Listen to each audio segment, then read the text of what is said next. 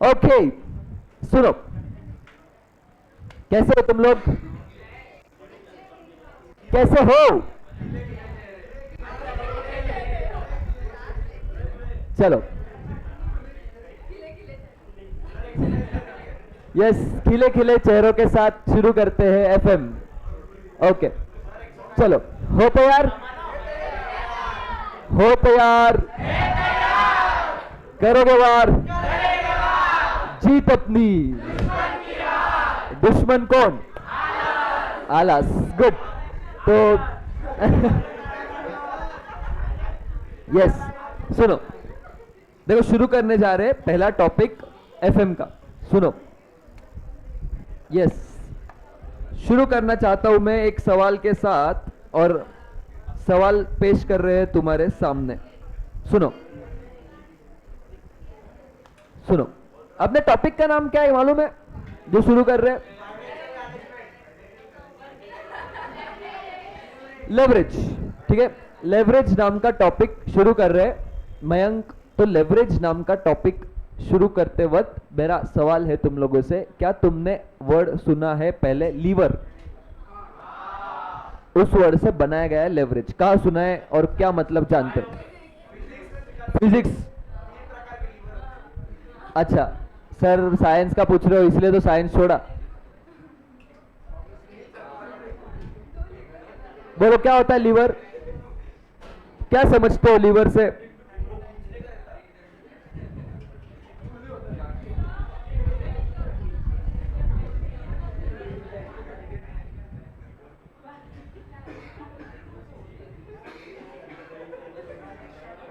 Yes, क्या समझते हो लीवर से? बस बस बस, मस्ती नहीं है, मुझे अटेंशन पूरा चाहिए इधर।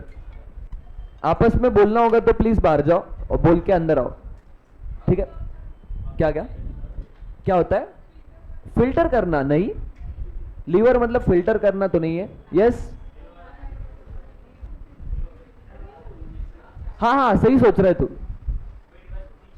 नहीं, डिवाइस को नहीं, पर यस सार्थक। ओके, तुम्हें इक्विपमेंट याद आ रहे हैं, वेरी गुड। तुमने ये देखा है? ये क्या है मेरे को बोलना, ठीक है? मैं बना रहा हूं। अरे रुको ना,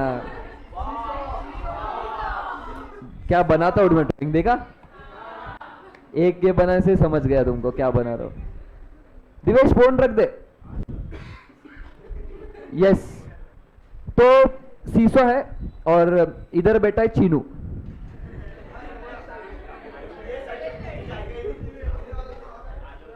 और ये साइड बैठा है प्रतीक।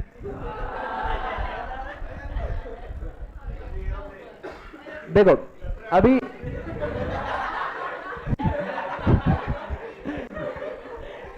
तो बेटा, तू चीनू को कुछ बोलने का नहीं, चीनू को सिर्फ मैं बोल सकता हूं। सुनो अभी, तो देखो अभी इसमें क्या होगा, पहला ये नेचुरल है, कौन सी साइड नीचे जाएगी?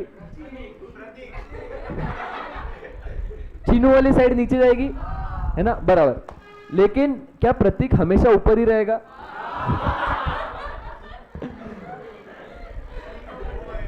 नहीं,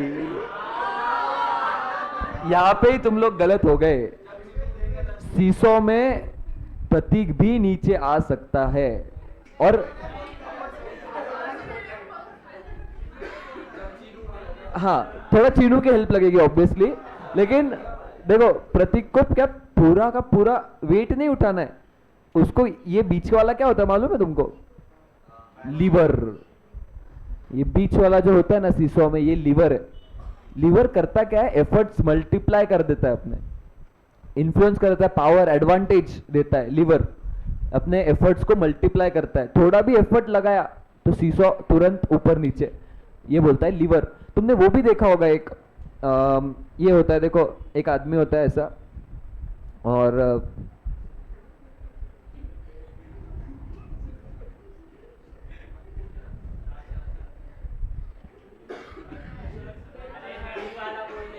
ऐसी गाड़ी खींच रहा है वो, ठीक है, ठीक है, और ये गाड़ी पे 100 किलो का वजन होता है, 100 200 किलो 300 किलो कितना भी वजन हो सकता है, अकेला आदमी खींच लेता है, ठीक है।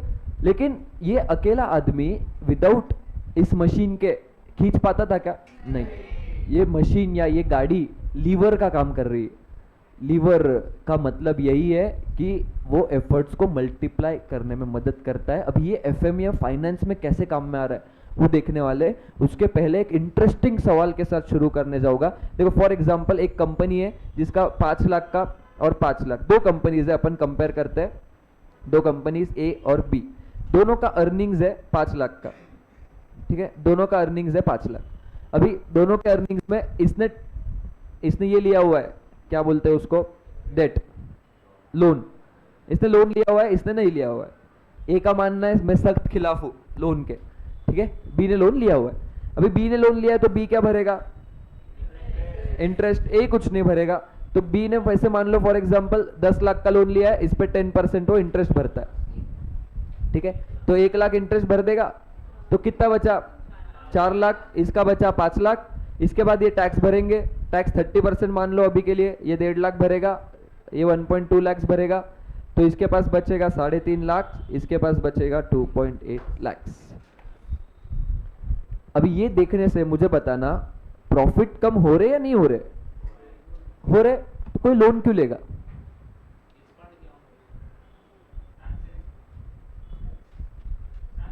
फिर तो लोन खराब है, क्लियरली दिख रहा है। नहीं, बिजनेस में ही किए हुए, बिजनेस में ही किए हुए। दोनों ने सेम पैसे लगाए, दोनों ने 20 लाख लगाए। इसने 20 लाख खुद के लगाए, इसने 10 लाख डेट के और 10 लाख खुद के लगाए।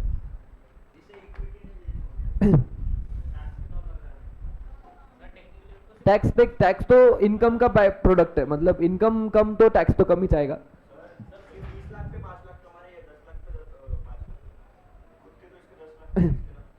नहीं, पूरे 20 लाख पे ही तो 5 लाख कमा रहा है, तो सही सोच रहा है लेकिन गलत दिशा में। अरे सॉरी दिशा।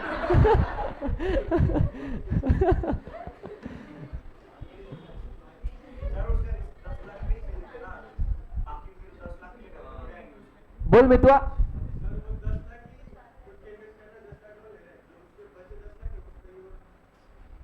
नहीं, इसके पास कुछ बचे ही नहीं थे, 10 लाख ही थे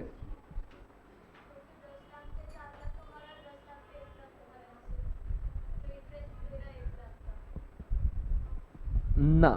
तुम सही लाइंस पे जा रहे हो लेकिन एग्जैक्ट नहीं बोल पा रहे हो तुम जो तुम्हें बोलना है। क्या मैं बोल दूं?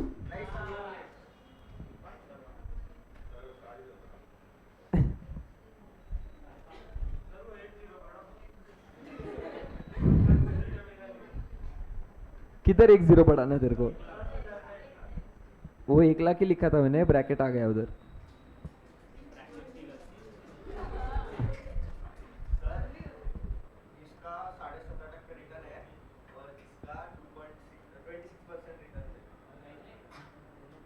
मतलब किस पे निकाल रहा है तू?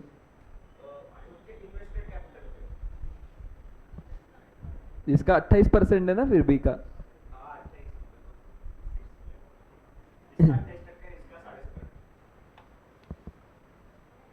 बोलो, सोचो। देखो यहां से देख के तो मेरे को लग रहा है लोन लेना खराब है, प्रॉफिट तो नहीं कमा रहे। बोल दूं? देखो तुम सही लाइंस पे सोच रहे थे लेकिन एग्जैक्ट नहीं बता पा रहे थे, जो इसने सोच लिया गुड। देखो ये 3.5 लाख जो है ना, ए को 3.5 लाख कमाने के लिए उसके 20 लाख लगे हैं, और बी जो 2.8 लाख कमा रहा है ये उसके 10 लाख पे ही कमा रहा है, क्योंकि 10 लाख का जो इंटरेस्ट लोन लिया था उस पर इंटरेस्ट दे दिया। अभी बचा हुआ पैसा पूरा किसका है? पूरा का पूरा बी का पैसा है। तो सुनो, अभी देखो ये लोन का फायदा या लोन लेने से होता क्या है। अगर मैं लोन लेता हूं लेकिन लोन से ज्यादा रेट पे कमा पाता हूं तो इसीलिए लोन लेने से फायदा होता है। देखो ए जब कमाता है तो ए 3.5 लाख 20 लाख पे कमा रहा है, 20 लाख पे कमा रहा है, 17.5% कमा पा रहा है ये। लेकिन इसको मिल रहे हैं 2.8 लाख, लेकिन ये 2.8 लाख कमाने को इसने 10 लाख ही डाले हैं।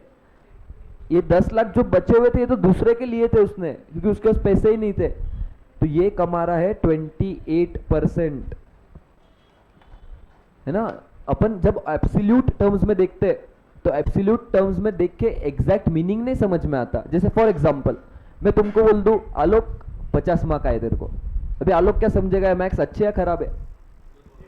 जब मैं उसको परसेंट या रेशियो में बोलूं कि 80% मार्क्स आए या 100% मार्क्स आए, मतलब अपॉन 100 करने के बाद रिलेटिव टू समथिंग, मुझे रिलेटिव टू समथिंग चेक करना पड़ेगा। देखो ये 3.5 लाख और ये 280 कमा रहा है, मतलब एब्सोल्यूट टर्म्स में तो ए ही ज्यादा कमा रहा है, लेकिन ए को 20 लाख डालने पड़ रहे खुद के, जबकि बी खुद के 10 लाख ही डाल पा रहा है।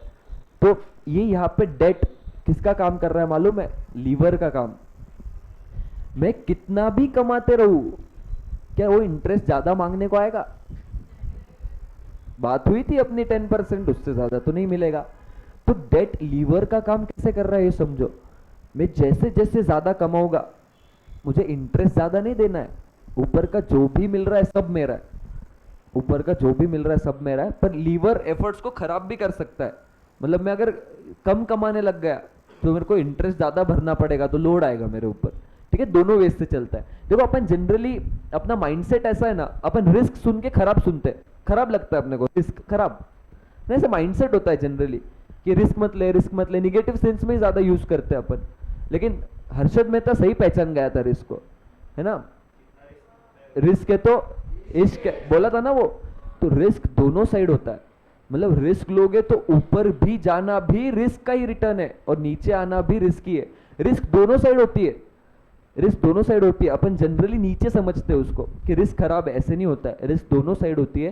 तो ये जो लेवरेज है, ये फिक्स्ड जो खर्चा है इंटरेस्ट, ये अपने को लेवरेज या लीवर या एडवांटेज कमा के दे रहा है। ठीक है, इसको इस टॉपिक, ये इस वर्ड से इस टॉपिक का नाम आया है लेवरेज।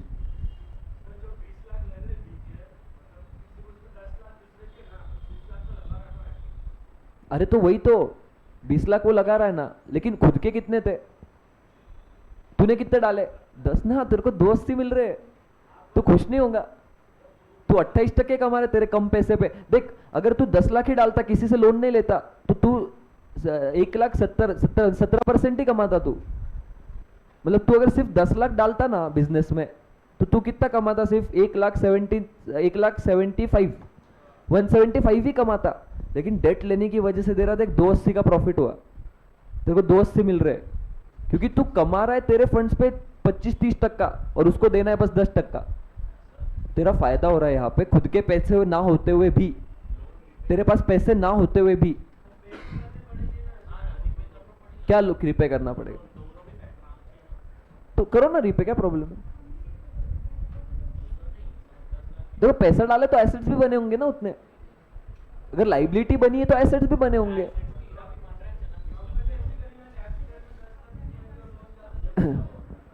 लोन क्या? हाँ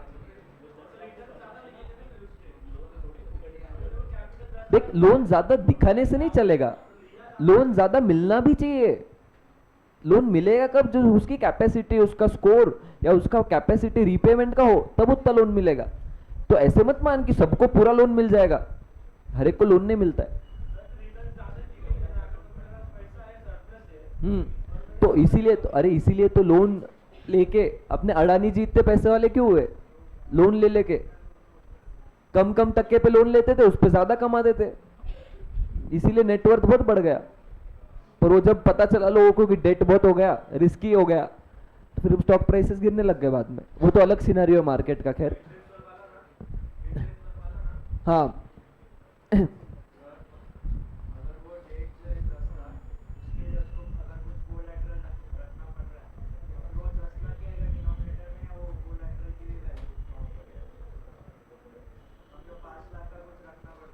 नहीं नहीं देख, गिरवी रखना मतलब वो बैंक के पास छोड़ के नहीं आते अपन, वापरते अपन ही से, सब्सटेंस ओवर फॉर्म। 10 लाख है। देखो एक बात समझो, मेरे पास 10 लाख ही थे, तो मैं अगर डेट नहीं लेता ना तो मैं ज्यादा कमा ही नहीं पाता, मैं सिर्फ 17% कमाता लोन नहीं लेता तो। लेकिन मैंने स्मार्टनेस यूज किया, मैंने क्या सोचा, मैं लोन लूंगा, लोन 10% का इंटरेस्ट ही देना है लोन पे, और ये पैसे मैं बिजनेस में लगा के, बिजनेस मेरा ज्यादा रिटर्न दे रहा है, तो मेरा रिटर्न जो है वो अपने आप बढ़ जाएगा। ठीक है, तो ये लीवर का काम कर रहा है और इसीलिए इसको लेवरेज कहते हैं। इस टॉपिक का नाम लेवरेज है, जो अभी अपन डिटेल में देखने वाले हैं। यस।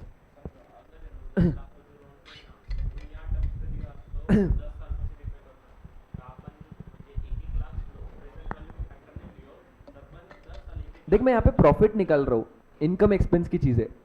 लाइबिलिटी रिपेमेंट क्या इनकम एक्सपेंस का आइटम है, उससे प्रॉफिट चेंज होता है क्या तेरा? क्या फैक्टर लेगा बोल? तो लोन के पैसे भी तो तू यूज कर रहा है, तो रीपे तो करना ही पड़ेगा ना। देख, कैपिटल भी एक तरह से लाइबिलिटी है, ओनर को रीपे करना है, तो तू लोन को क्यों अलग ट्रीट कर रहा है? दोनों एक तरह से सेम ही। देखो, पैसा बिजनेस में कितना लग रहा है, दोनों ने 20-20 लाख लगाए, दोनों ने 20-20 लाख लगाए, लेकिन मैंने 20 लाख लगाए जबकि मेरे पास सिर्फ 10 लाख थे। फिर भी किसी के 10 लाख लेके मैंने 20 लाख लगाए, और मैं परसेंट टर्म्स में देखूं तो ज्यादा कमा रहा हूं। ठीक है, तो ये फायदा देता है डेट। अगर मैं लोन नहीं लेता तो नहीं कमा पाता इतना, खुद के पैसे कम है ना मेरे, तो ये फायदा डेट देता है। जैसे फॉर एग्जांपल अपने अडानी जी के पास बहुत सारी अपॉर्चुनिटीज है इन्वेस्टमेंट की, लेकिन उनके पास खुद के पैसे नहीं थे इतने, खुद के फंड्स नहीं थे, तो उन्होंने एक सस्ते लोन पे बोरो करके उन अपॉर्चुनिटीज में इन्वेस्ट करना शुरू कर दिया, तो उनके कंपनी के प्राइसेस बढ़ने लग गए। तो ऐसे वे से यूज कर सकते हैं स्मार्टली डेट को। ठीक है, नहीं तो अपन तो ऐसा, नहीं तो ये देख के दिमाग में क्या आता है, फिर तो लोन ही लो, खुद के पैसे डालने क्यों है? लेकिन उतना लोन भी तो मिलना चाहिए। ठीक है, लोन हर एक को सब कुछ पूरा लोन नहीं मिलता है उतने। आज भी तुम लोन लेने जाओ तो आईटीआर दो, आधार पैन दो, फिर उसका प्रोजेक्शंस दो, बहुत सारा चीजें होती है, बैंक चेक करके ही लोन देती है। सिविल रिपोर्ट चेक होता है। हम्म,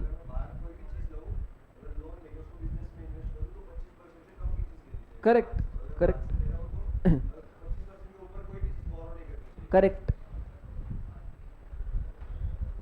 ठीक है, ये बस एक एग्जांपल था छोटा सा तुम्हें कंसेप्ट समझाने के लिए। तो देखो, बिजनेस में ना जनरली दो टाइप के रिस्क होते हैं, जनरली दो टाइप के रिस्क होते हैं। एक रिस्क होता है बिजनेस का रिस्क।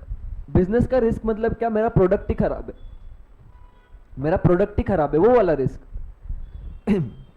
कि मेरा प्रोडक्ट धीरे धीरे धीरे धीरे डिमिनिश हो जाएगा, खराब हो जाएगा। जैसे अपना वो कैमरा था, कौन सा था वो, कोडैक, फिर नोकिया का फोन, धीरे धीरे प्रोडक्ट ही बाहर हो गया मार्केट से।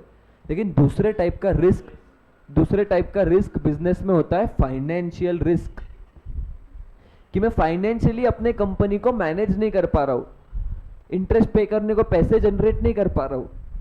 तो ये फाइनेंशियल रिस्क होता है, जिसके वजह से बिजनेस को प्रॉब्लम आ सकता है।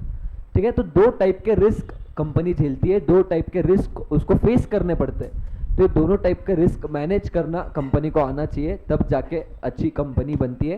तो एक बार हेडिंग दे दो अपने बुक्स में, लेवरेज लेवरेज हेडिंग दे दो।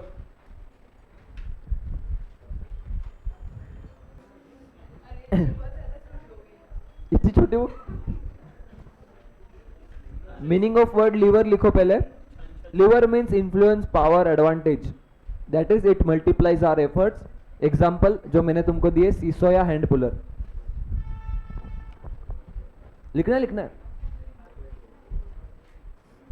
क्या वो हैंडराइटिंग नहीं समझ रही मेरी? क्या नहीं समझ रहा है मेरा? देखो, जो नहीं समझा वो आर हो सकता है, हाई चांसेस है।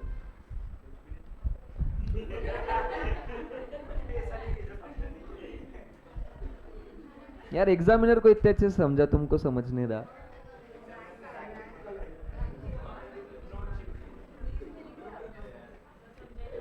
हाँ, अब ऐसे तू ट्राई करना फिर वैसा।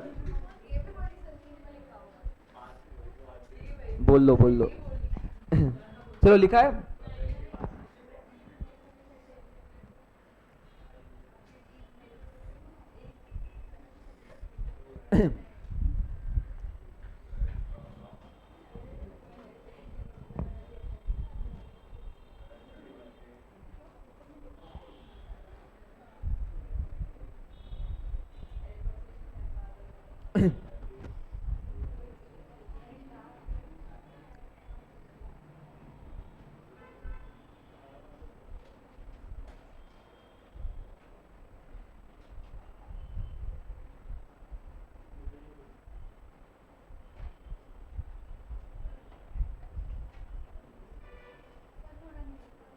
Yes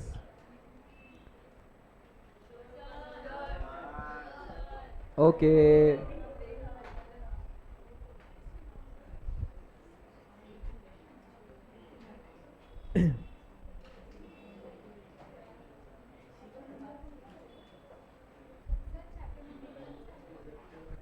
chapter number 6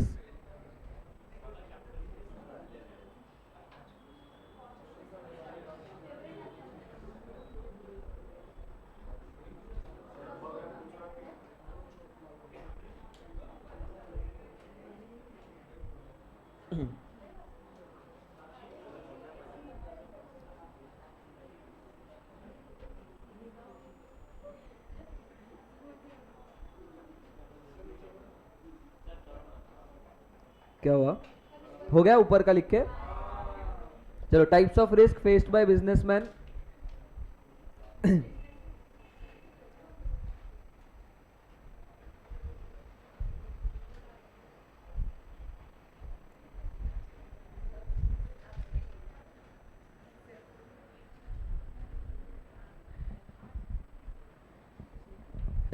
business risk financial risk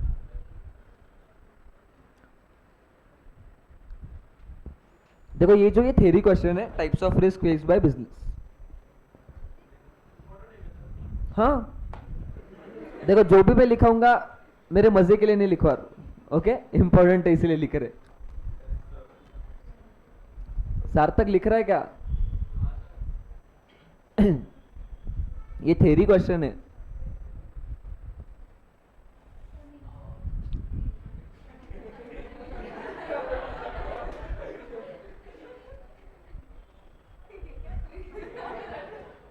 चालू ना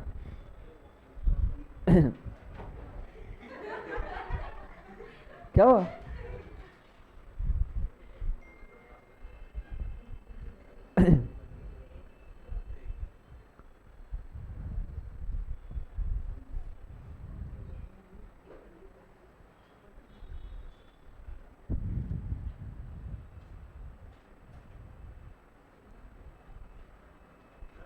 यस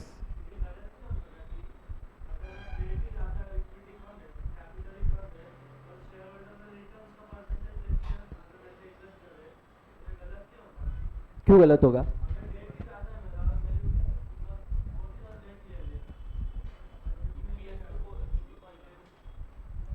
नहीं ना रे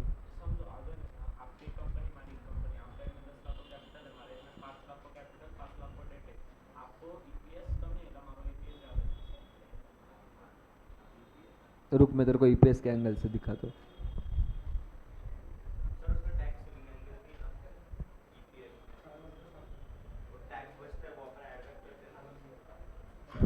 वो तो कन्वर्टेबल था रे किधर इधर ला रहे थे लिख दिया ये ऑपरेटिंग लेवरेज ऑपरेटिंग रिस्क को जो लेवरेज होता है इसको बोलते हैं ऑपरेटिंग लेवरेज और फाइनेंशियल रिस्क का जो लेवरेज इसको बोलते हैं और दोनों रिस्क एक साथ कंबाइंड लेवरेज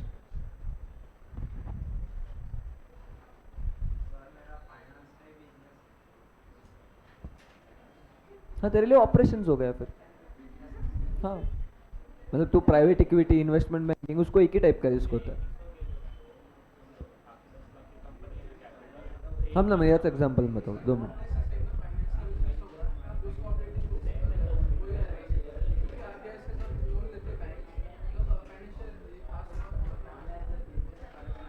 हाँ आज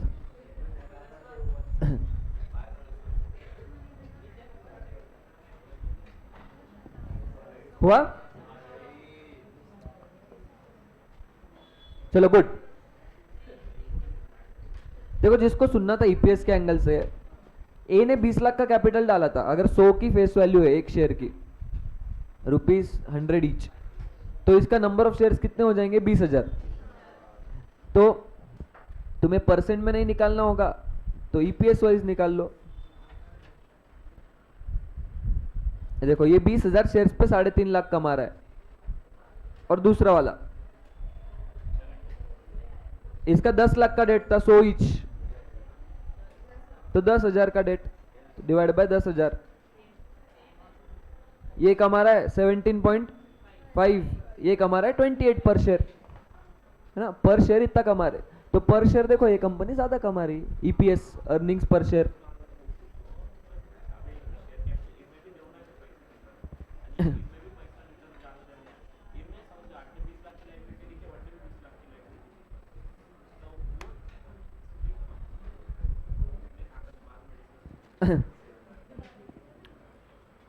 ठीक है, चलो आगे बढ़ते हैं अभी।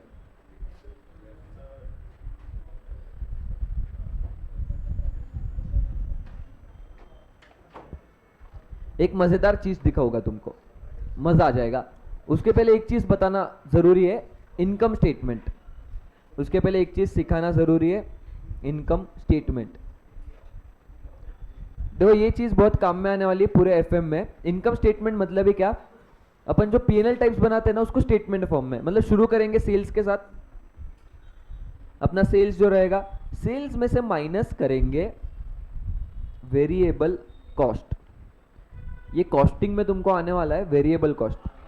आ गया, क्या होता है वेरिएबल कॉस्ट?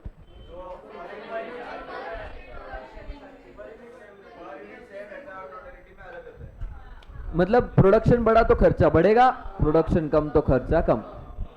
सिंपल है, हमारे एंगल सोचो। जितने स्टूडेंट आएंगे उतने बुक्स देने, पर स्टूडेंट बुक का खर्चा सेम है ना, पर स्टूडेंट बुक का खर्चा सेम है। लेकिन जितने ज्यादा आएंगे उतना ज्यादा बुक्स का खर्चा बढ़ता रहेगा। लेकिन क्लास का रेंट फिक्स्ड।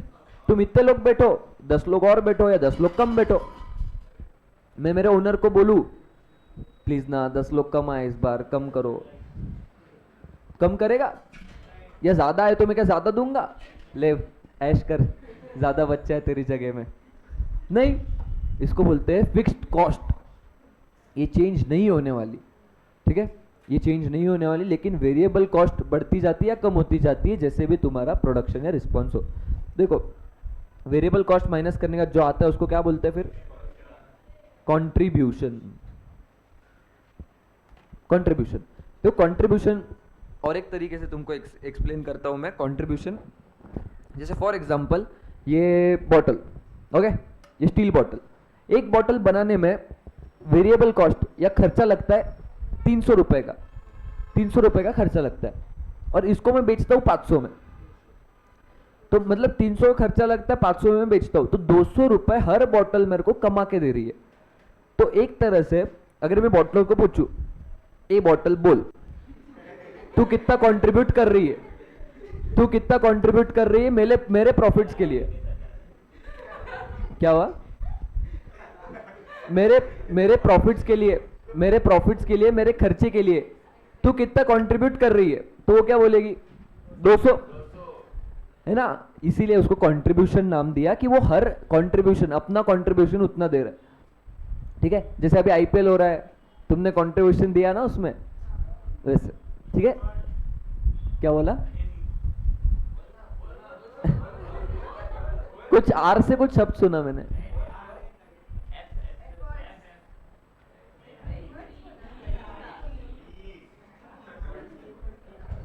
मैंने रिफंड सुना।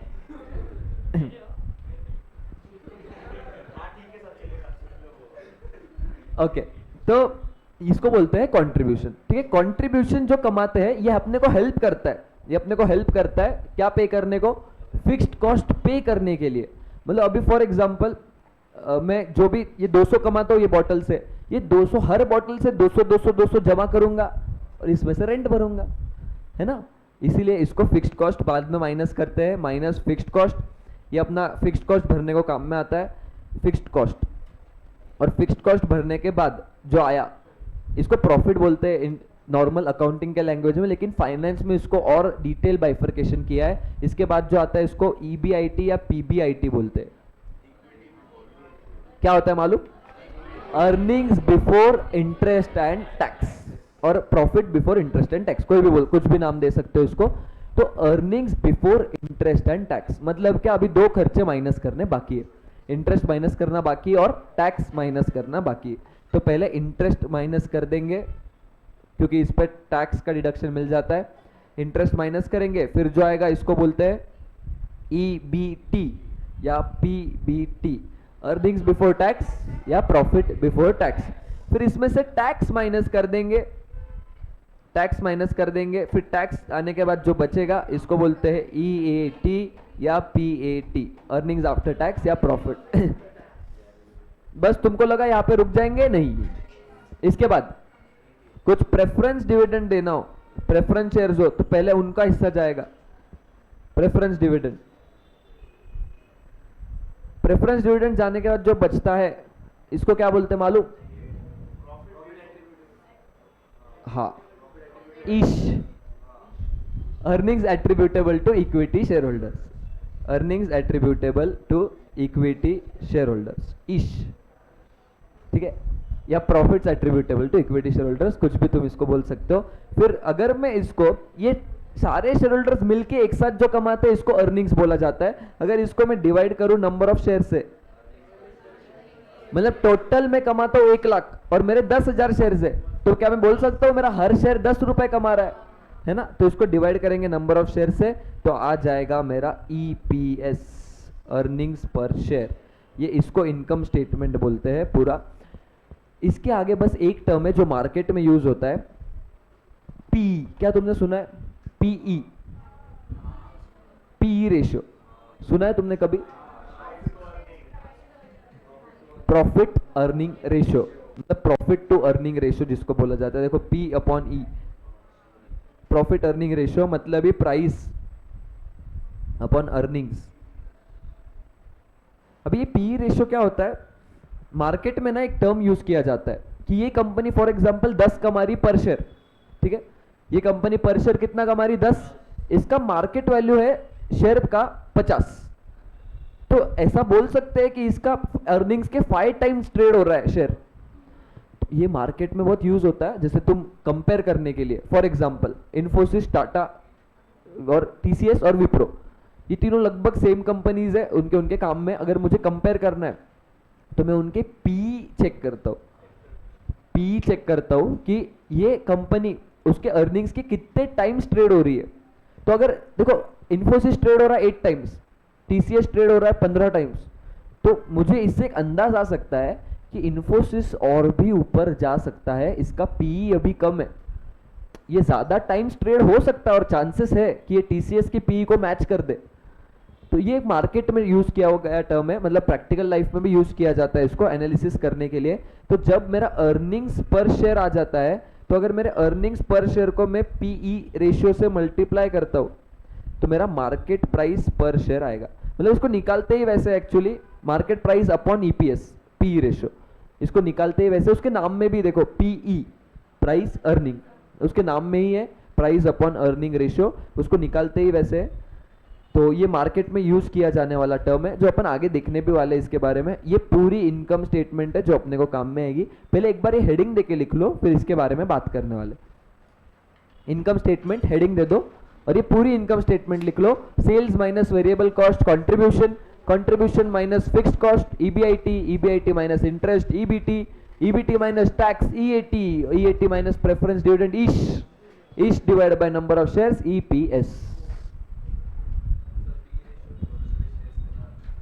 हाँ, सिर्फ वो नहीं, लेकिन वन ऑफ द फैक्टर है वो।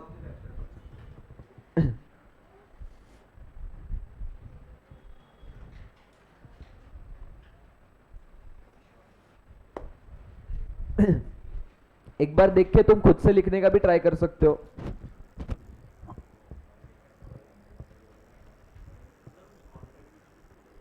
क्या क्या? क्योंकि एक बॉटल उतना कंट्रीब्यूट कर रही है मेरे प्रॉफिट के लिए, है ना, इसलिए मैंने वो एग्जांपल दिया।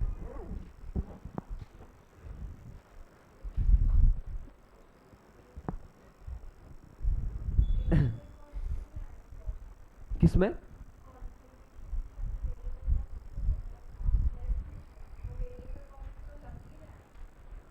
अरे जो सेल्स करती है, एक बॉटल में 500 में बेचता हूँ, ये बनाने को 300 लगे, तो एक बॉटल ने 200 कंट्रीब्यूट किया, जो मुझे खर्चे पे करने को काम में आता है।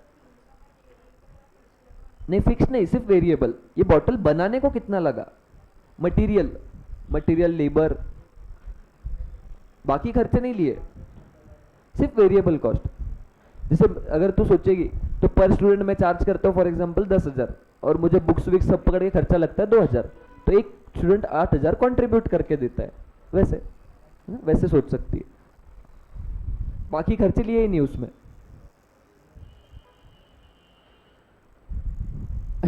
लिख लिया सार्थक? ये ऊपर का लिख लिया कंट्रीब्यूशन तक?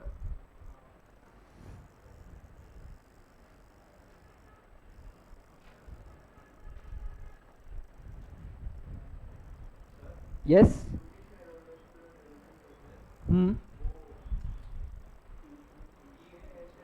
उसके बाद यस। नहीं नहीं नहीं, ईपीएस क्या है? अर्निंग्स पर शेयर, कितना कमाया, कितना बांटा, वो नहीं निकाल रहे अपन, वो जो आएगा वो रिटेन्ड अर्निंग्स है।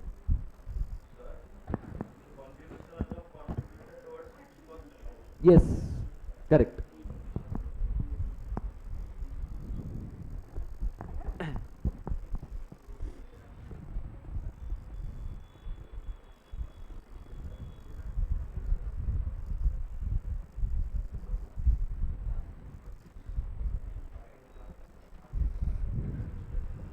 लिखो कि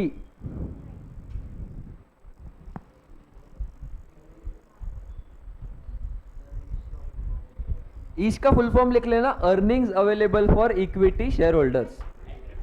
एट्रीब्यूटेबल, एट्रीब्यूटेबल लिख दो, अवेलेबल लिख दो, कुछ भी चलेगा। Earnings available for equity share holders. Ish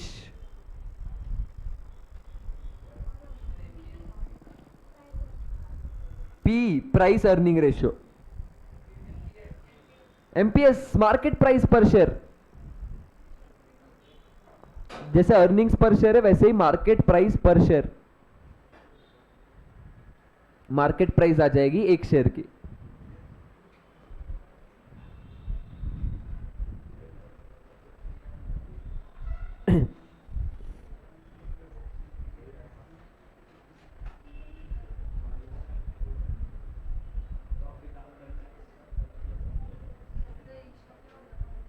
earnings available for equity share holders या एट्रीब्यूटेबल, कुछ भी लिख दे।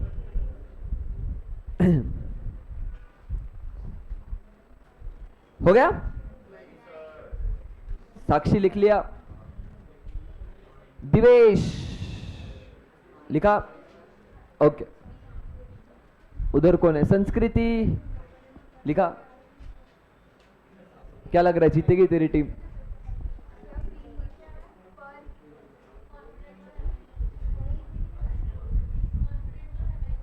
कॉन्फिडेंट तो रहना ही चाहिए, बराबर।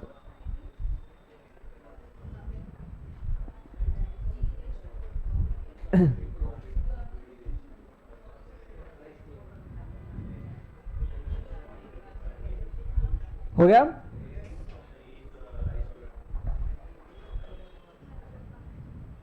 जो खेल नहीं रहे तुम लोग भी कल आना, देखने को मजा आएगा।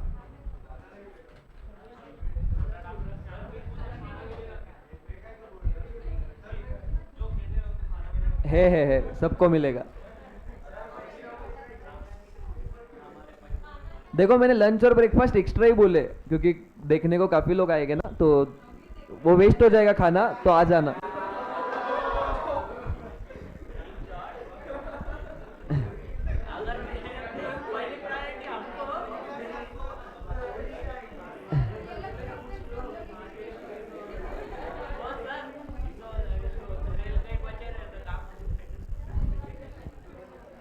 चलो, हो गया? हो गया क्या?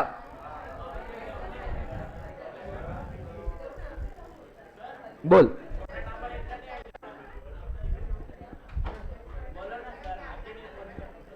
छोटा पर हेच नहीं क्लास में।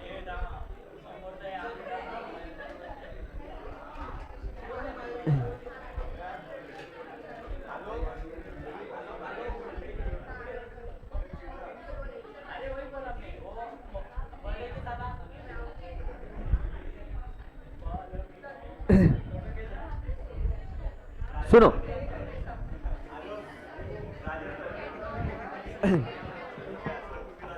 सुनो सुनो सुनो सुनो सुनो सुनो,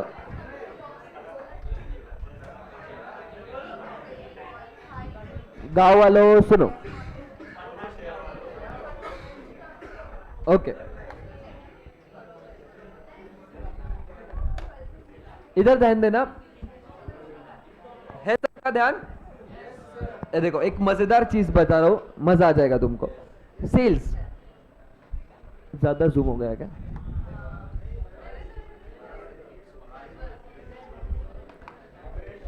चलो फॉर एग्जाम्पल मेरा सेल्स है 10 लाख, ठीक है, मेरा सेल्स है 10 लाख। सुनो, मेरा अगर सेल्स 10 लाख है और मेरी वेरिएबल कॉस्ट, मतलब मैं हर प्रोडक्ट बनाता हूं उसके पीछे आधा पैसा वेरिएबल कॉस्ट का होता है, ठीक है, मतलब 5 लाख में वेरिएबल कॉस्ट भरता हूं, ठीक है, तो मेरा कंट्रीब्यूशन कितना रहेगा? 5 लाख। मतलब मुझे टोटल कंट्रीब्यूशन मिलता है 5 लाख जितने में मैं प्रोडक्ट बेचता हूं बाकी खर्चा करने के लिए। उसमें से मेरी फिक्स्ड कॉस्ट है 2 लाख, ठीक है, फिर मेरे पास ईबीआईटी बचा 3 लाख। 3 लाख में से मैं 1 लाख इंटरेस्ट भरता हूं तो बचा 2 लाख। 2 लाख पे टैक्स भरता हूं 30%, 60,000, तो मेरा अर्निंग्स आफ्टर टैक्स बचा 140। ठीक है, यहां पे रुक जाते हैं अभी। देखो मैं 10 लाख सेल्स कमा रहा हूं तब जाके 1,40,000 बच रहा है अर्निंग्स। ओके, अभी सुनना, अगर मेरा सेल्स 20% से बढ़ता है, देखो लेवरेज का काम या लीवर का काम, मतलब तुम्हें फाइनेंस में ये देख के मजा आ जाएगा लीवर क्या काम करता है। चलो मेरा सेल्स मान लो मेरा सेल्स 20% से बढ़ा है तो मेरा सेल्स कितना हो जाएगा? वेरिएबल कॉस्ट बोलो कितनी रहेगी? 6 लाख। 5 लाख नहीं है, वेरिएबल कॉस्ट बढ़ते हैं इसके साथ वेरिएबल कॉस्ट भी बढ़ती है। आधी वेरिएबल कॉस्ट थी तो 6 लाख मेरे को क्या लगेगा? Variable cost. तो 6 लाख मेरा क्या बन जाएगा? कंट्रीब्यूशन। फिक्स्ड कॉस्ट 2 लाख ही, वेरी गुड, 2 लाख मेरा फिक्स्ड कॉस्ट। फिर बचा कितना? 4। इंटरेस्ट कितना भरूंगा? तो बचा कितना? 3 लाख। इसका टैक्स कितना भरूंगा? तो बचा कितना? 210। अभी तुम बोलोगे इसमें हुआ क्या? देखते इसमें क्या हुआ।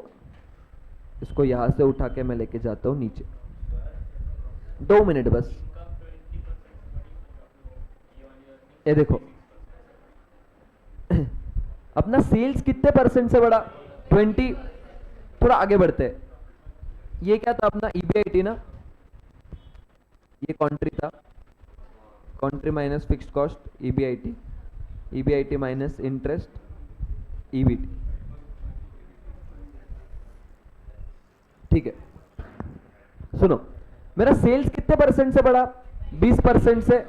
लेकिन मेरा ईबीटी चेक करना, ईबीटी 3 लाख का हो गया 4 लाख, मतलब 1 लाख बढ़ा।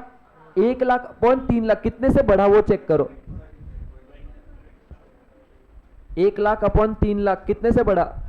33.33%। मेरा सेल्स 20% से बढ़ा, लेकिन जादू देखो मेरा ईबीआईटी बढ़ रहा है 33.33% से। फिर आगे और जादू देखते, देखो ये 2 लाख था, ये 2 लाख का हुआ 3, ये कितने से बढ़ा? 50% से बढ़ा है ना। 1 लाख का इंक्रीज 2 लाख पे। देखो मल्टीप्लाई कैसे हो रहे एफर्ट्स। मेरे को बस 20% एफर्ट लगाना पड़ा सेल कमाने को, मेरा प्रॉफिट 50-50% से बढ़ रहा है। देखो लीवर क्या काम कर रहा है, क्या तुम मुझे बता सकते हो यहाँ पे लीवर का काम कौन कर रहा है? कौन सी cost? Fixed cost. Fixed cost lever का काम कर रहा है इधर। फिक्स्ड कॉस्ट कैसे लीवर का काम कर रहा है? देखो ये जो बीच में खड़ा है ना, ये बढ़ नहीं रहा है बढ़ते इनकम के साथ। ये बोल रहा है मैं खुश हूं, मेरा मेरा, तुम कमाओ, मेरे को बस इतना दो। फिक्स्ड कॉस्ट खुश है, उसका वो बढ़ नहीं रहा है। और इंटरेस्ट भी, ये दोनों यहाँ पे काम कर रहे हैं लेवरेज के।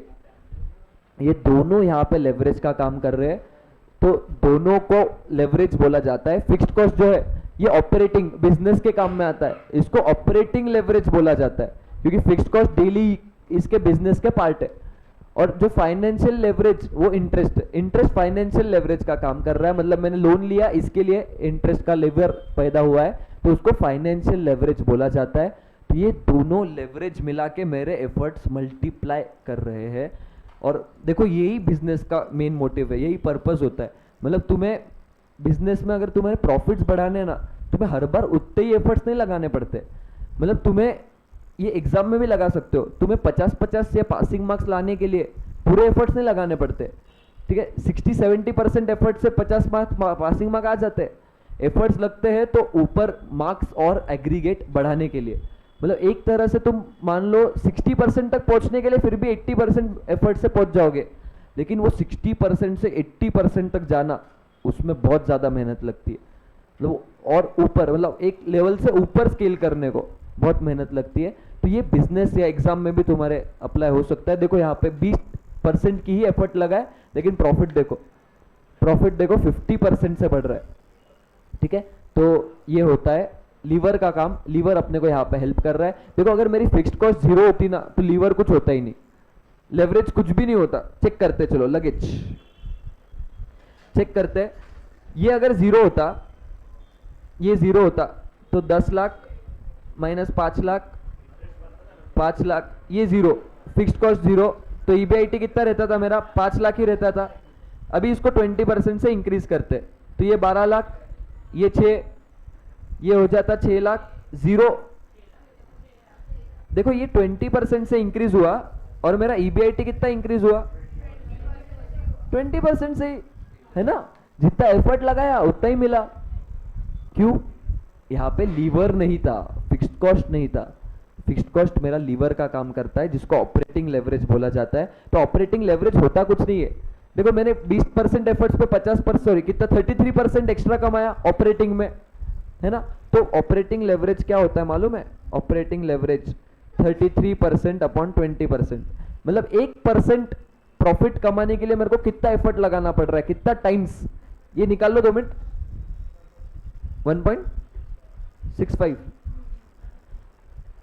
तो ये 1.65 का मीनिंग क्या है? मैं अगर 1% एफर्ट्स लगाऊं तो उसका 1.65 टाइम्स रिटर्न मेरे को मिलता है। 1.65 टाइम्स रिटर्न मेरे को मिलता है। 1.65 कैसे आया?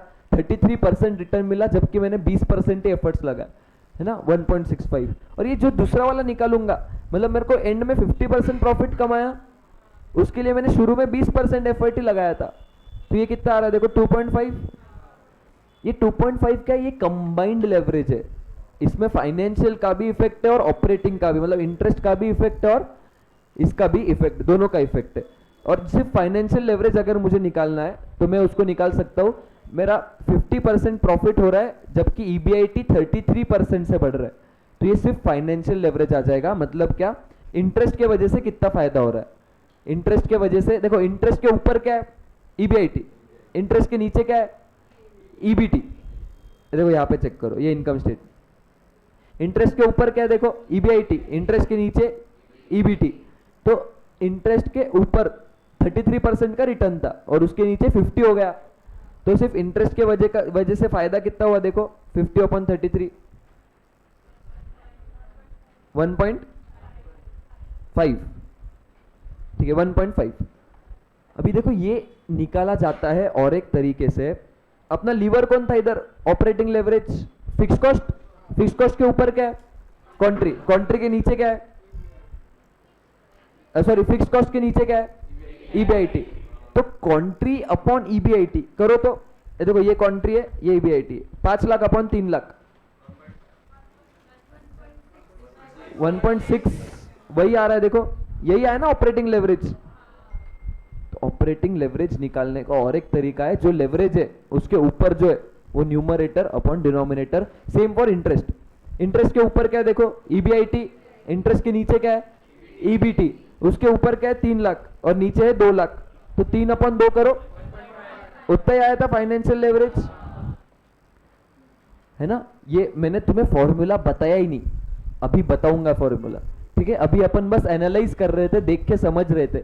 अभी फॉर्मूला बताऊंगा, इसीलिए इसका फॉर्मूला बन जाता है। फॉर्मूला देखो क्या बनता है। पहले अपन ने परसेंटेज चेंज के थ्रू निकाला, ठीक है। मैं 2 फॉर्मूला इसके, दोनों कैसे है दोनों दिखा रहा हूं। पहले अपन ने परसेंटेज चेंज के थ्रू निकाला।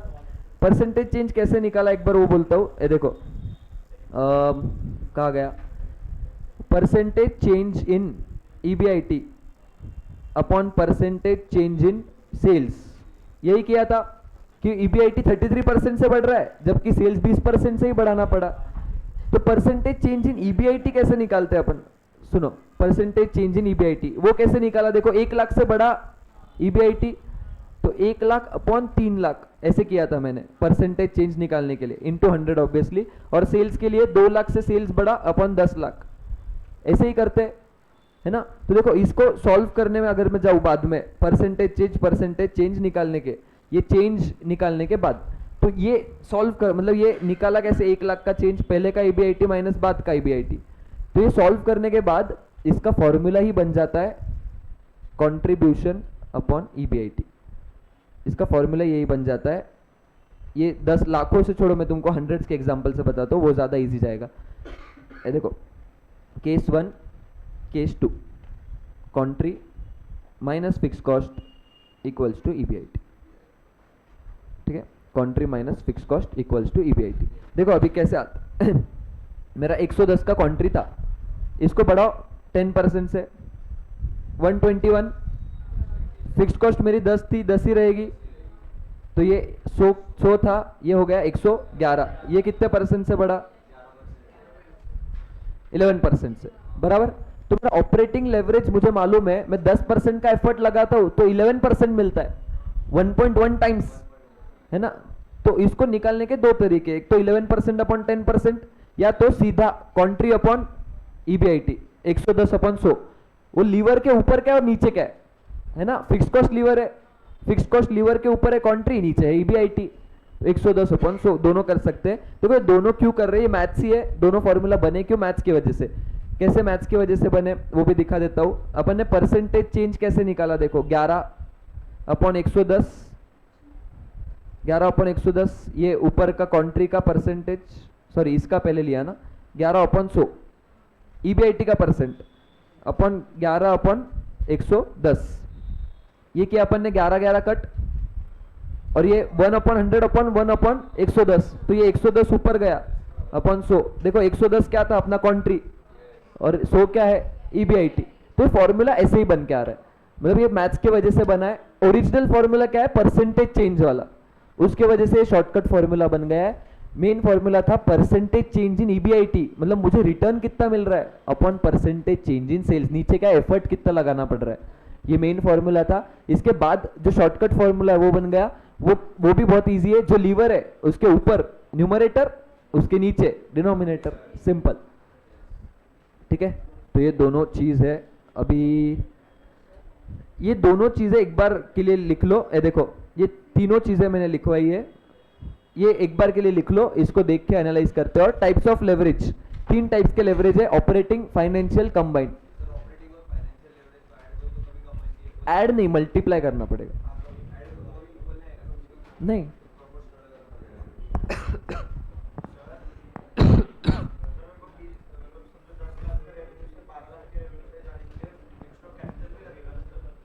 हाँ नहीं, देखिए हर बार एक्स्ट्रा कैपिटल नहीं लगता है, मतलब तेरे सेम कैपिटल में भी सेल्स नहीं बढ़ सकता क्या कभी? नहीं ना, हर बार क्यों तेरे को कैपिटल एक्स्ट्रा लगेगा? एक ग्रोसरी शॉप है, नया था, पहले साल इतना टर्नओवर नहीं हुआ, फिर अगले साल टर्नओवर अच्छा होने लग गया, उसका नाम अच्छा हो गया मार्केट में। हर बार कैपिटल नहीं बढ़ाना पड़ता। उस पर जाएंगे अपन, उसका अलग टॉपिक है कैपिटल स्ट्रक्चर का। हाँ जरूरी नहीं, कभी कभी बढ़ती भी है। हाँ वो चेंज, लेकिन वो यहाँ पे अजम्पशन है, क्योंकि उसके बिना अपन स्टडी नहीं कर पाएंगे ना, नहीं तो उसको देख, फिक्स कॉस्ट जनरली सेम होती है। हम्म हम्म तो उसमें तो एक्सपांड किया है ना, ये जगह का तो सेम फिक्स कॉस्ट है। फिक्स कॉस्ट बढ़ सकता है अगर एक्सपांड करना पड़े, तो फिर तो बढ़ेगा ही। हाँ फिर वही कैपिटल भी बढ़ जाएगा फिर।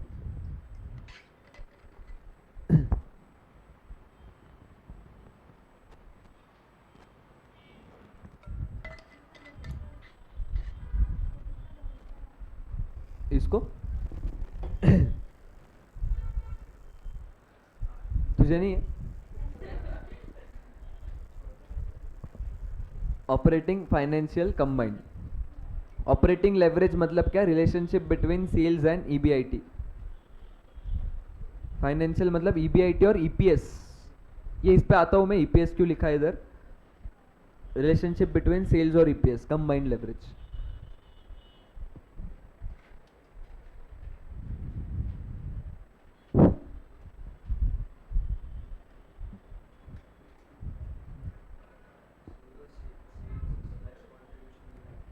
हाँ, सेल्स स्लैश कॉन्ट्री. वो बोलता हूं मैं क्यों लिखा है, एक बार लिख लो, इसकी और चीजें बोलनी है मेरे को. ये ऊपर के हेडिंग्स हो गए क्या? ये तीनों बॉक्सेस में और उसके नीचे और करके फॉर्मूला लिखा है. Degree of operating leverage. ठीक है, डिग्री, डिग्री मतलब percent to something, relative to something, इसलिए डिग्री बोलते हैं. Degree of operating leverage, degree of financial leverage और डिग्री ऑफ कंबाइंड लेवरेज. तो ऑपरेटिंग लेवरेज में है percentage change in EBIT upon percentage change in sales slash contri. Degree of financial leverage में है percentage change in EBT slash EPS. OL, operating leverage.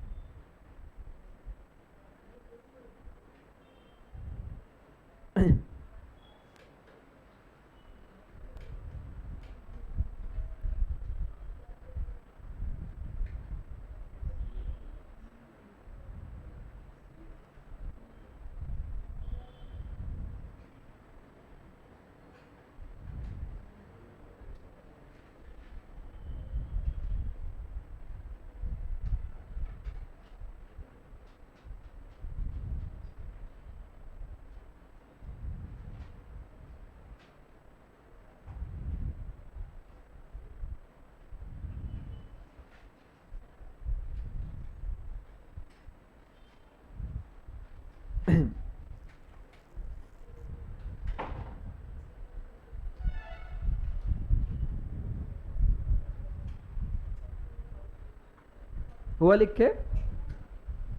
दूसरा formula भी लिख देना, कॉन्ट्री upon EBIT operating leverage का, financial leverage का EBIT upon EBT और combined leverage का कॉन्ट्री अपॉन ईबीटी. कंबाइंड लेवरेज का और एक है degree of operating leverage into degree of financial leverage, DOL into DFL.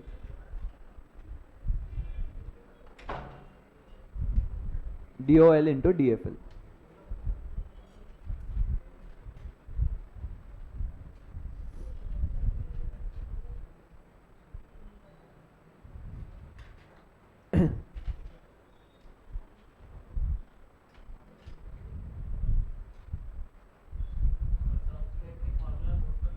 Yes.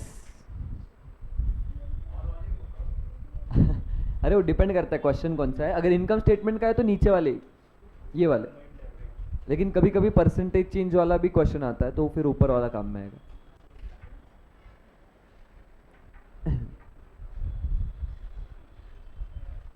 Neha समझते का?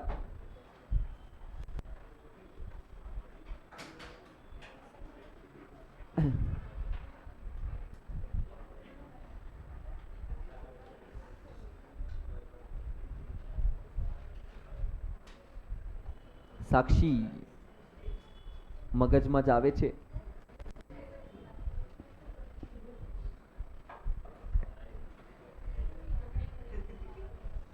चलो हुआ. कनक किधर गई? अच्छा बाहर थी. मैंने पूछा कनक किधर गई तो तू बाहर से आई. चलो हुआ. देखो अभी इसमें कुछ कुछ चीजें लिखी है जो तुम्हें समझना जरूरी है. सबसे पहली चीज जो तुम्हें लिखते लिखते कंफ्यूज हुआ होगा, नहीं ना, छाप दिया ना हमने. ठीक है, देखो लिखते लिखते पहली चीज डिग्री ऑफ ऑपरेटिंग लेवरेज. यहाँ पे मैंने ऊपर percentage change in EBIT upon नीचे percentage change in sales slash contri लिखा है, दो लिखा है, क्यों? देखो देखते हैं अपना वो वाला एग्जांपल, उधर जाता हूं मैं। सेल्स का परसेंटेज चेंज देखना कितना था, 20%। कॉन्ट्री का चेक करना 20 ही आएगा, क्योंकि ऊपर कोई लीवर था नहीं, तो सेल्स का जितना परसेंटेज चेंज रहेगा सेम परसेंटेज चेंज कॉन्ट्री का भी रहेगा, कंट्रीब्यूशन भी उतने से ही बढ़ेगा, ठीक है, क्योंकि सेल्स और कॉन्ट्री के बीच में कोई लीवर नहीं है, ठीक है, उसका क्योंकि सेम परसेंट से बढ़ेगा, इसीलिए यहाँ पे सेल्स और कंट्रीब्यूशन दोनों लिखा है।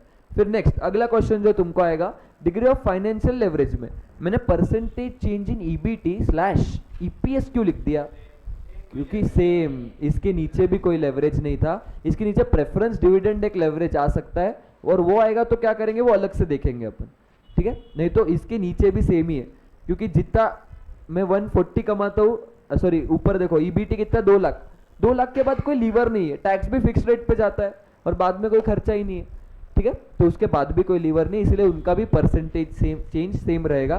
देखो अभी सिंपल है, तुम्हें अगर फॉर्मूला कोट करना है तो फॉर्मूला इजीली समझ में आ जाते हैं। लीवर कौन है ध्यान में रखो, ऑपरेटिंग लेवरेज में लीवर कौन है, फिक्स्ड कॉस्ट, फिक्स्ड कॉस्ट के ऊपर क्या ना, कंट्रीब्यूशन, कंट्रीब्यूशन, फिक्स्ड कॉस्ट के ऊपर क्या कंट्रीब्यूशन, और फिक्स्ड कॉस्ट के नीचे ईबीआईटी। ये देखो इधर सामने रखो तुम्हारे, फिक्स्ड कॉस्ट लीवर है, फिक्स्ड कॉस्ट के ऊपर कंट्रीब्यूशन, फिक्स्ड कॉस्ट के नीचे ईबीआईटी, तो उसका फॉर्मूला सिंपल बन जाता है कंट्रीब्यूशन अपॉन ईबीआईटी। और परसेंटेज चेंज वाला चाहिए तो इसी का उल्टा होगा, परसेंटेज चेंज इन ईबीआईटी ऊपर अपॉन परसेंटेज चेंज इन कॉन्ट्री नीचे, कॉन्ट्री या सेल्स वो नीचे, ठीक है, इसी का उल्टा। नेक्स्ट दूसरा लीवर कौन था, इंटरेस्ट, इंटरेस्ट के ऊपर ईबीआईटी, इंटरेस्ट के नीचे ईबीटी, तो उसका फॉर्मूला सिंपल है ईबीआईटी अपॉन ईबीटी।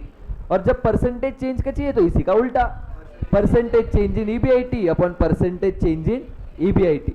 तो ईबीटी स्लैश ईपीएस कुछ भी लिख सकते हो, ईबीटी स्लैश ईपीएस कुछ भी लिख सकते हो। और कंबाइंड, अभी कंबाइंड मतलब टॉप और नीचे, टॉप में था कॉन्ट्री, एक पहले वाले लीवर के ऊपर था कॉन्ट्री, और जो दूसरा लीवर है उसके नीचे क्या था ईबीटी, इंटरेस्ट के नीचे, तो उसका फॉर्मूला क्या है contri upon EBT, contri upon EBT.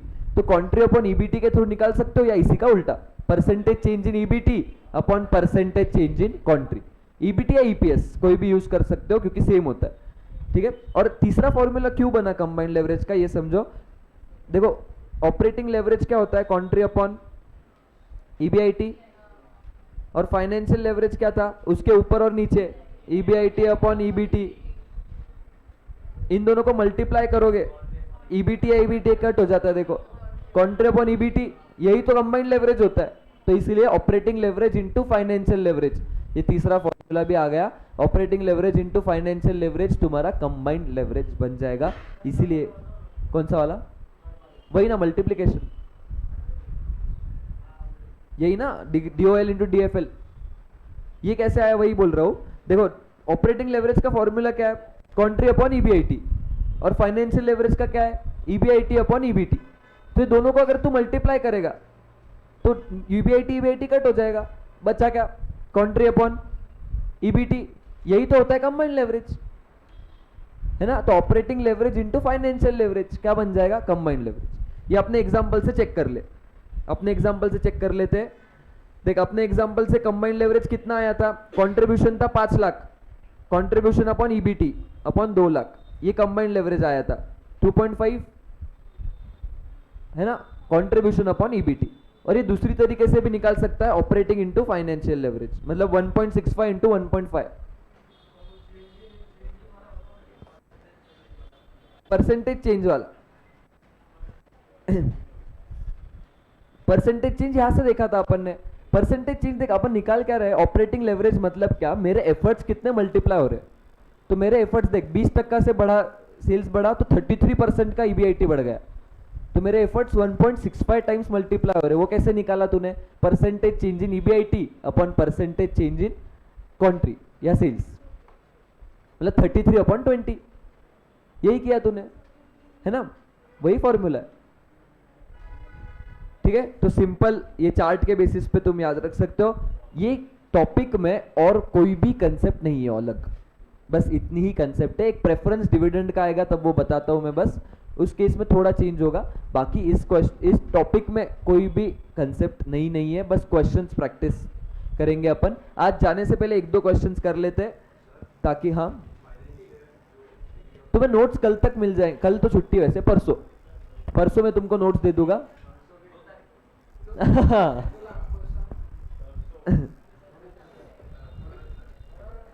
हाँ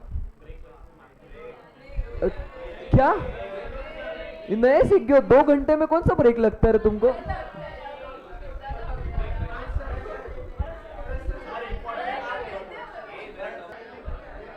ओके यस दोस्तों सुनो, अभी मुझे तुमसे आंसर्स चाहिए। क्वेश्चंस कर रहे, ठीक है? क्वेश्चंस कर रहे। अभी आज तुम्हारे पास नोट्स नहीं है तो प्लीज इधर देख लो क्वेश्चन, ठीक है? आज के दिन इधर देख लो, जो 2 क्वेश्चन आज कर रहे हैं वो इधर देख के सॉल्व करना, सिर्फ 2-3 जो भी रहेगा। तो क्वेश्चन नंबर 1 कर रहे हैं सबसे पहले मॉड्यूल का। क्वेश्चन नंबर 1 दिख रहा है क्या सबको? A company produces and sales 10,000 shirts. लिख के ही करना रहेगा, पहले ऐसे ही करते हैं, पहले कंसेप्ट समझो। द सेलिंग प्राइस पर शर्ट इज 500 और variable cost per shirt is 200 और फिक्स्ड खर्चा है 25 लाख। सबसे पहला क्वेश्चन है कैलकुलेट ऑपरेटिंग लेवरेज। मुझे आंसर चाहिए तुमसे डायरेक्ट, 2 मिनट देता हूं मैं तुमको।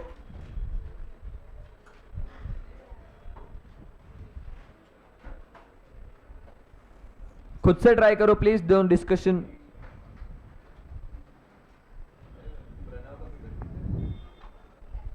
अ, 10 से 11 ऐसे कुछ बोला था वो मेरे को। हाँ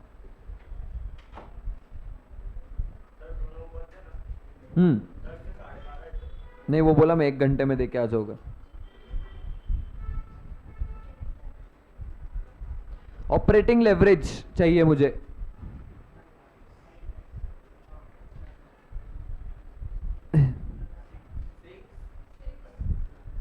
ओके बहुत लोगों का आ रहा है सेम।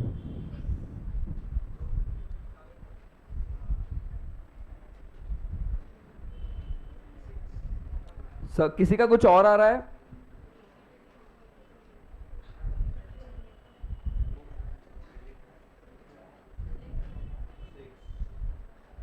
ओके जिसका बाकी है 2 मिनट और 1 मिनट और ले लो। सबका 6 से आ रहा है? ओके चलो वेरी गुड, बहुत बढ़िया। 6 शायद सही है।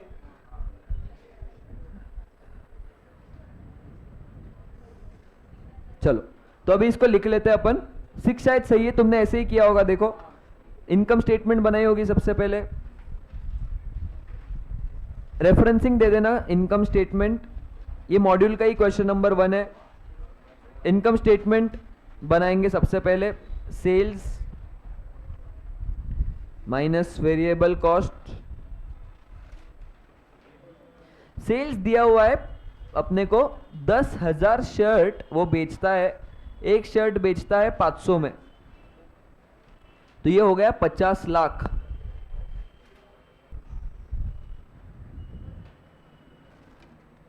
वेरिएबल कॉस्ट है 500 सॉरी 200 पर शर्ट, तो 10,000 शर्ट के 200 मतलब 20 लाख लग जाएंगे। तो अपना कंट्रीब्यूशन आ जाएगा 30 लाख और इसमें से मेरा 25 लाख का फिक्स्ड कॉस्ट इनकर हो रहा है।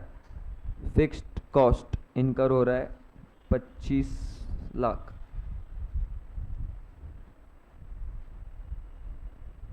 तो मेरा EBIT आ गया, EBIT आ गया 5 लाख।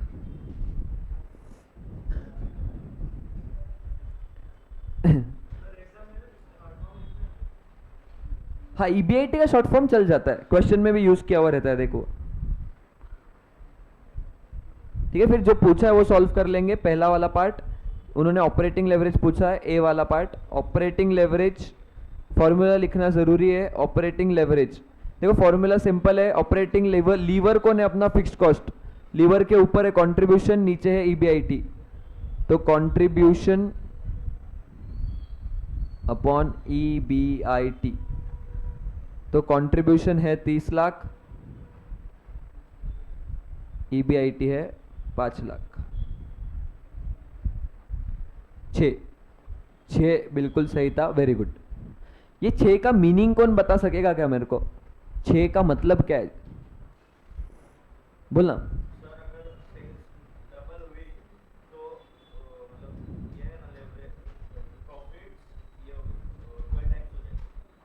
हाँ, तो डबल क्यों बोल रहे, सिंगल बोलना।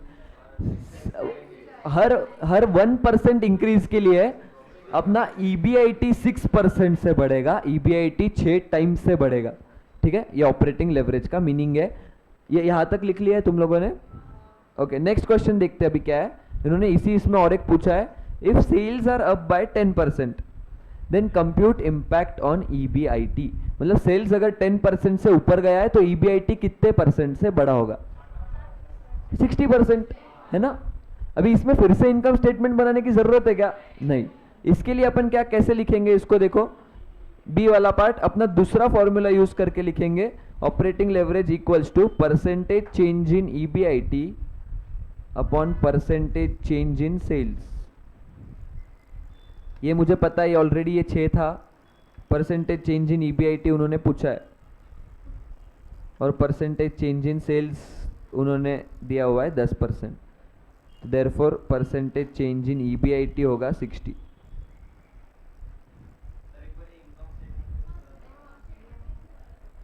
इनकम स्टेटमेंट, अच्छा वैसे हाँ, तो क्या दिया उन्होंने, 10% से बढ़ा ना सेल्स, तो सेल्स 55 लाख हो जाएगा। ठीक है, वेरिएबल कॉस्ट भी 10% से बढ़ जाएगा, क्योंकि जितने से सेल्स बढ़ा उतने से वेरिएबल कॉस्ट भी बढ़ता है। तो ये हो जाएगा 33 लाख, फिक्स्ड कॉस्ट उतना ही रहेगा 25 लाख, तो EBIT हो जाएगा 8 लाख। तो ये इंक्रीज देख लो कितना है, 60%।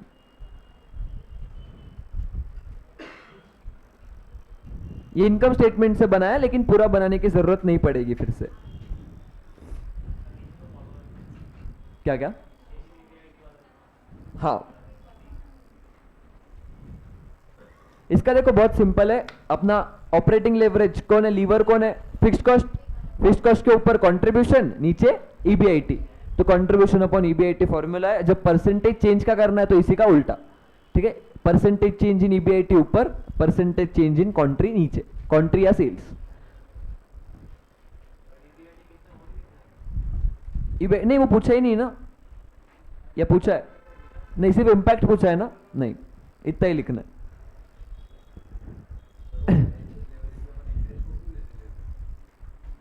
क्योंकि इंटरेस्ट लेवरेज है ना, इसीलिए तो लेवरेज है वो।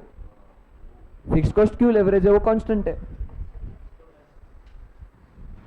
क्यों रहे आलोक? हो गया?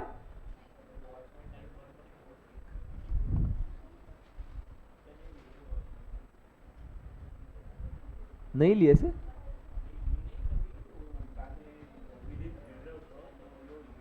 अच्छा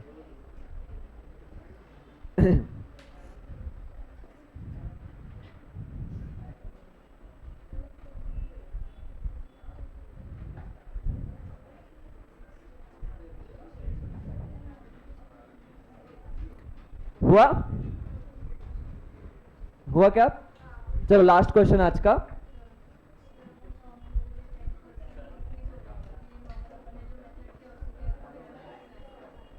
कौन सा? नहीं ना, वो बना के दिखाया ना मैंने।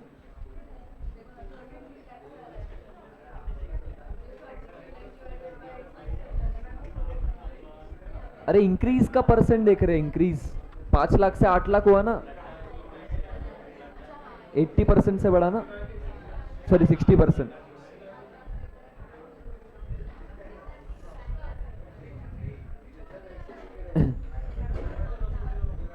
चलो सेकंड क्वेश्चन, आज का आखिरी। ठीक है, अच्छे से कर लो, आज का आखिरी क्वेश्चन है, क्वेश्चन नंबर 2।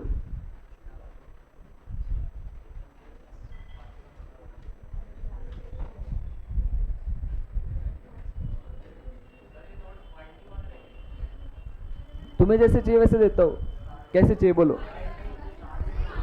बाइंडिंग या बुक? तो बुक देते हैं, क्या प्रॉब्लम?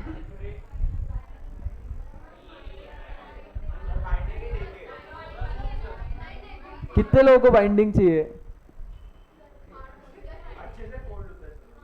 1 2 3 4 5 6 7 8 9 10 11। ठीक है, 11 बाइंडिंग वाले बनवाता हूँ। स्पाइरल 12 स्पाइरल वाले बनवाता हूँ। प्रो कम नहीं पड़ने चाहिए, फिर मेरे को नाम लिखने पड़ेंगे तुम्हारे। हाँ, मैं पोल डालता हूँ, वो पोल में सिलेक्ट कर लेना, जिसको जो चाहिए सिलेक्ट कर लो। ठीक है, वो पोल के हिसाब से करता हूँ। तो जिसको बाइंडिंग चाहिए बाइंडिंग, जिसको बुक चाहिए book.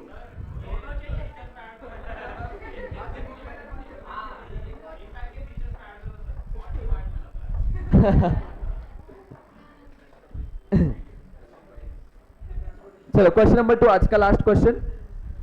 Calculate operating leverage for each of the 4 firms. चलो, हर एक फर्म का ऑपरेटिंग लेवरेज निकालना है।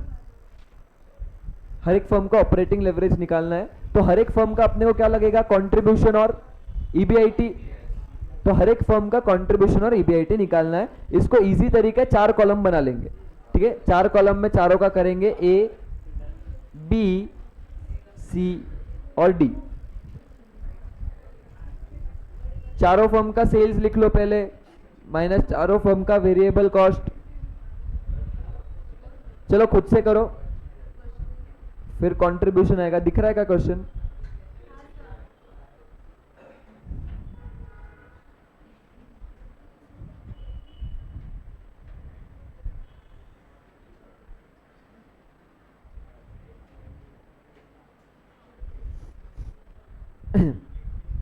ये चारों इसकी इनकम स्टेटमेंट कंप्लीट करो, फिर इसके नीचे अपन ऑपरेटिंग लेवरेज निकालते हैं।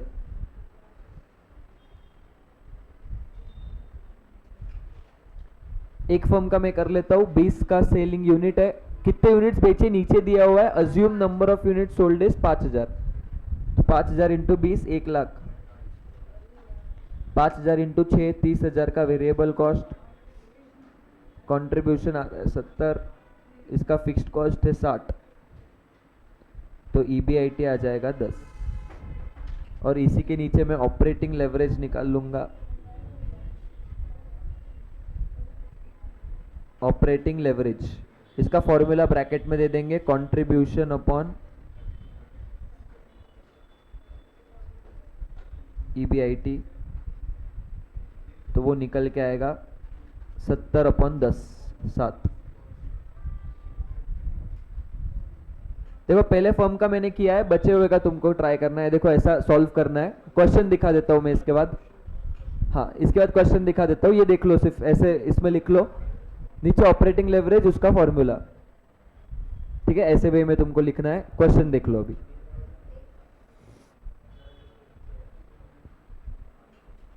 बाकी फर्म्स का भी करो।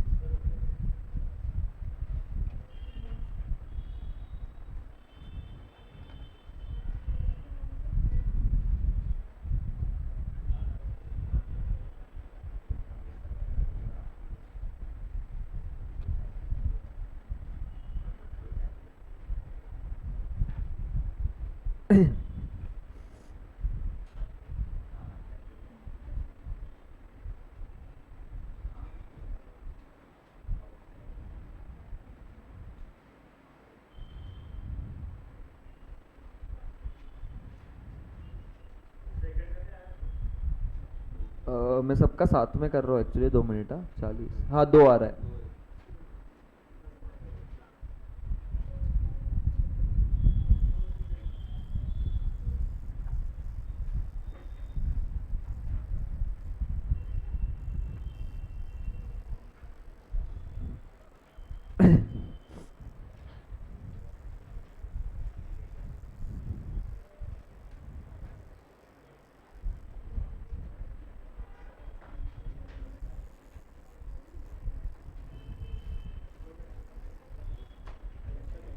कहाँ तक आए हो? बंद मत करो रे, कंक्लूजन भी पूछे उन्होंने। क्या कल इसका लेटर नहीं दूंगा मैं तेरे को। तेरे को भी लेटर चाहिए ना? नहीं, लड़कों को तो कुछ फर्क नहीं पड़ता, इनको लगेगा सिर्फ। तुम तो वैसे भी आ सकते हो ना क्लास के नाम पे। तुमको क्यों 9 बजे तक रुकना है?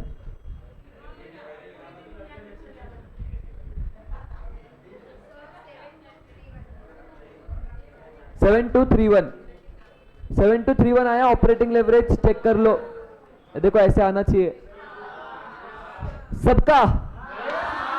क्या बात है। इससे अभी देखो लास्ट चीज उन्होंने पूछी है, अरे उनको जवाब तो दे दो। What calculations can you draw and levels of fixed cost and degree of operating leverage result. मतलब फिक्स्ड कॉस्ट और ऑपरेटिंग लेवरेज के देख के क्या कंक्लूजन ड्रॉ कर सक रहे हो तुम, ऐसे उन्होंने पूछा है। बोलो क्या कमेंट्स है तुम्हारे? No comments.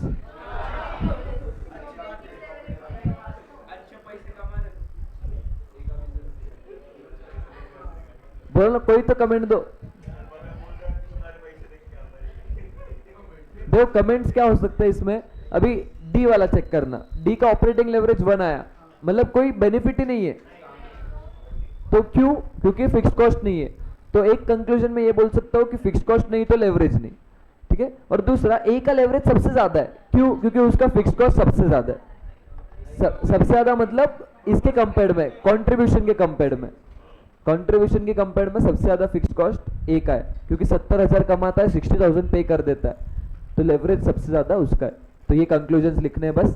कंक्लूजन में लिख दो, operating leverage exist only when there are fixed cost.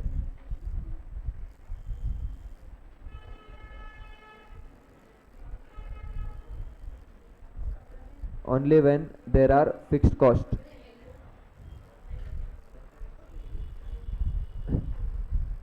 तेरी बुक में क्यों नहीं लिख रही तू?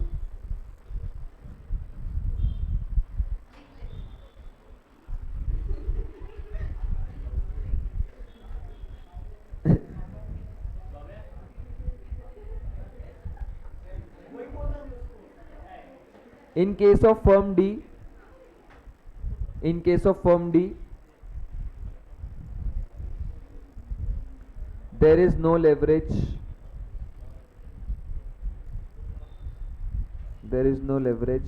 as there is no fixed cost.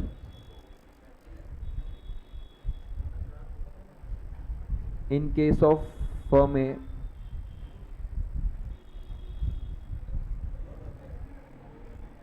maximum leverage exists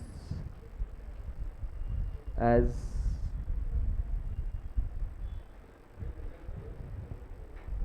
it pays maximum fixed cost compared to its contribution. बस इतना लिख लो, दोनों के केस में लिख लिया। कनिष्का लिख के घर जाना, मेरे को नोटबुक दिखा के जाना से।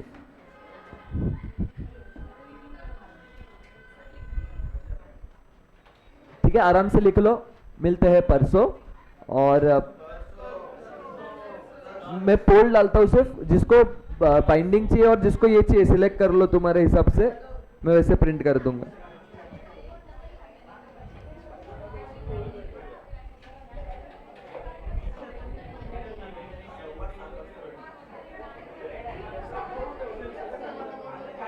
दो मिनट।